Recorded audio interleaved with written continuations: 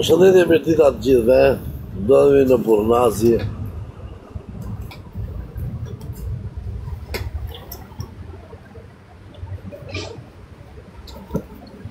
Ditë e premte,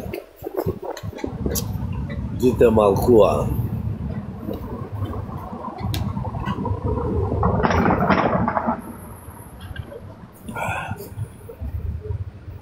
E që ka të Albanos për dulevu në Qipano.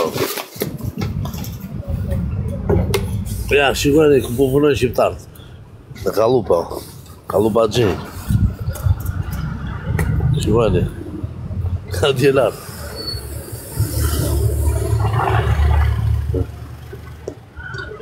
Ja, Albanos, δουλειά, μόνο Αλβανός κάνουν αυτό δουλειά. Το καλύτερο παιδιά. Αλβανός. Κάνουν πολύ δουλειά καλό.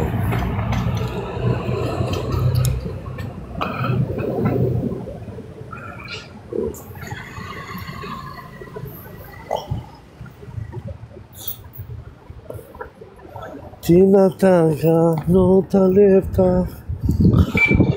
Super localisches, full to brother.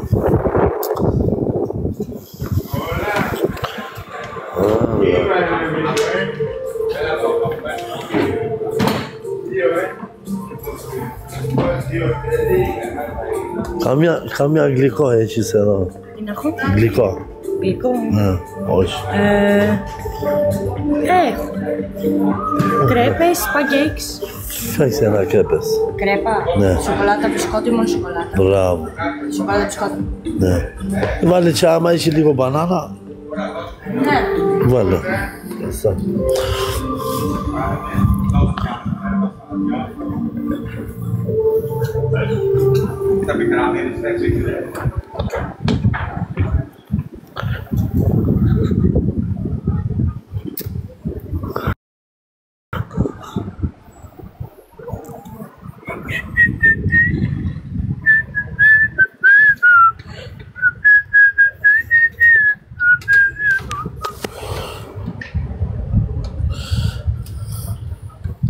Λοιπόν, έχω και λέμε, θα φάμε κρέπα, το καλύτερο κρέπα στην Ελλάδα. Έλα ρε Μάριο, τι έχεις ρε μαλάκα?